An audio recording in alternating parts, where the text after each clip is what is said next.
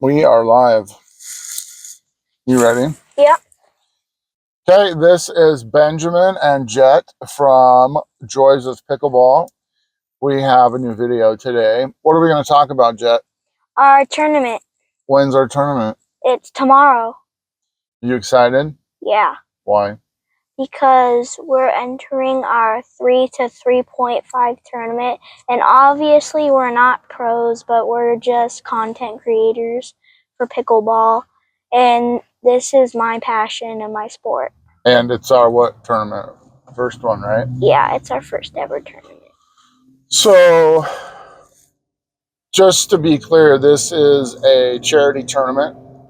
It's for fun only. There's like no points awarded. I don't even know if there'll be like trophies or medals or anything, but the idea is everybody pays a $25 donation, and that goes to the local Boys and Girls Club, and it's to celebrate. It's called our Bye-Bye Tournament. So we live here in Arizona, where we have what are called snowbirds. It's people that typically retired people. They come down here during the winter to enjoy the fun and sun of Arizona. And then when it gets ridiculously hot, they leave, which is pretty smart. So anyway, a bunch of them are leaving end of March, early April. So this is like the farewell tournament. Everybody gets together. It's a round robin format. And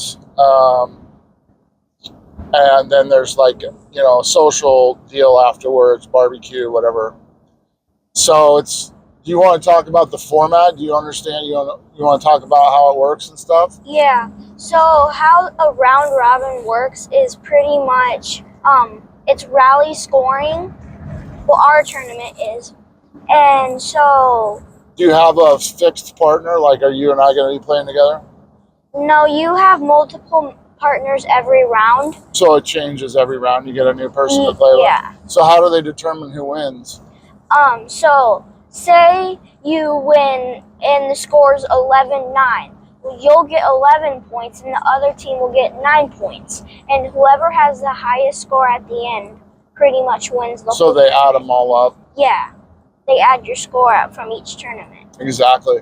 So as Jett mentioned, it's rally scoring. You don't have to have the serve to get a point. Whoever just wins the rally gets a point.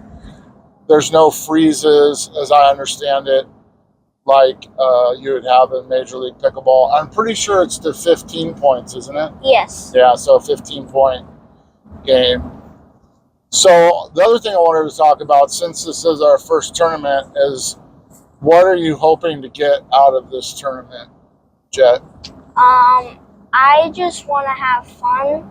I'm not really into the winning part, but I'm really excited because this is my first ever tournament. So for me, like, obviously winning is always great, but I'm looking forward to it as an opportunity to learn, like, what I need to work on, right?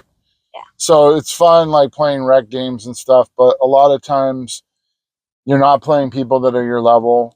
So you're either getting obliterated, or it's a one-sided game and you're just blowing them out. This supposedly is broken down into, there's an under 3-0 division, a 3-0 to 3-5, which is what we entered in, and then there's a 3-5 to 4, and then a 4-0 plus. Does that sound right?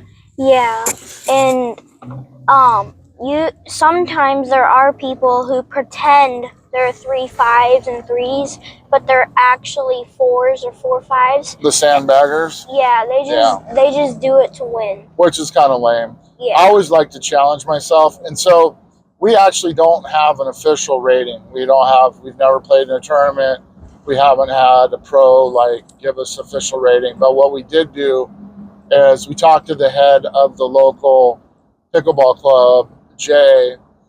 He said, I texted him like, hey, Jett and I are entering the tournament, but I have no idea what division we should be in. He's like, you guys should go 3-0 to 3-5. That would be a good fit for you, where you're at in the game right now. Yeah, and I feel that sounds about right. Yeah, that's what I would have guessed too. I just didn't want to sign up for the 3-0 and then have everybody be like, no, you guys should have been in like 2-5, or you should have been a 3-5, you're sandbagging, or whatever. So I feel pretty confident about that. And I think we have a chance to do good. Like, we have the skills and know what we want to do, and the difference between us, I think, in a 4-0 plus is they can consistently execute what they're trying to do, right? Where we still hit the ball, hit it in the net, hit it out, but we're trying to do the right things. We're not out there just trying to slam the ball every time. Yeah. So that's what I'm looking to get out of the tournament, is to improve, expose points in my game where I think I'm really good, but maybe I'm not, or find out like, hey, you're not as terrible at this aspect of your game for the level that you're at.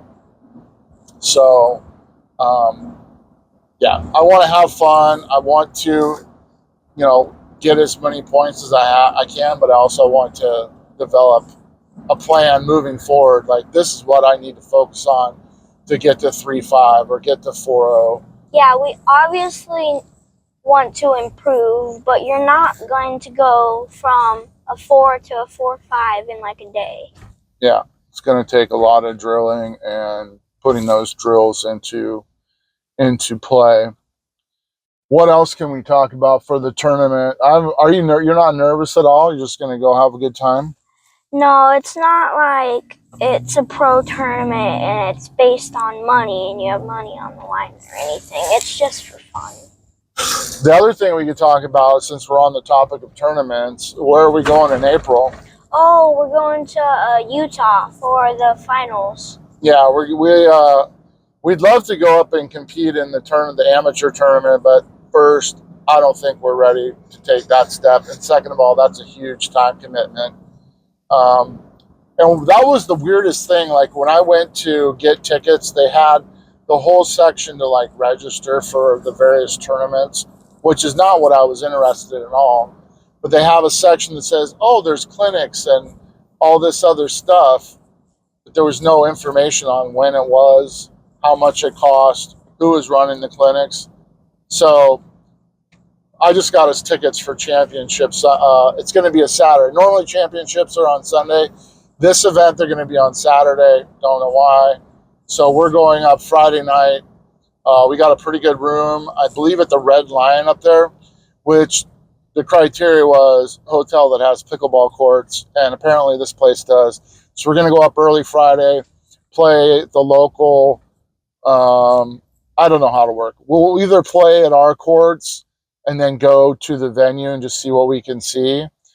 And then Saturday morning, we have actual tickets for the championship matches.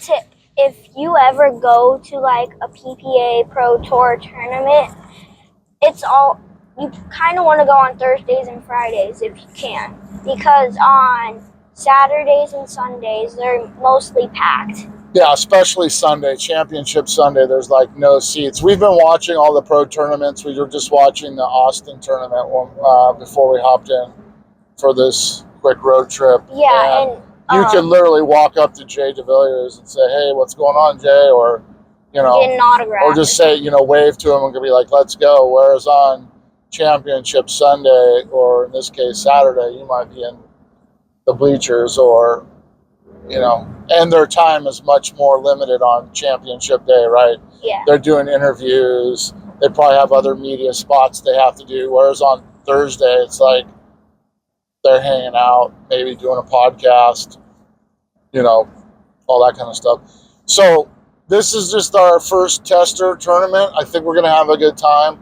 And my hope is, like, by springtime, maybe, of next year, or maybe even this fall, we're good enough where we could go enter the amateur and have it be a good time, and then go to all the days of, singles, doubles, mixed doubles, and the championship. But we wanted to get a taste of what it's like.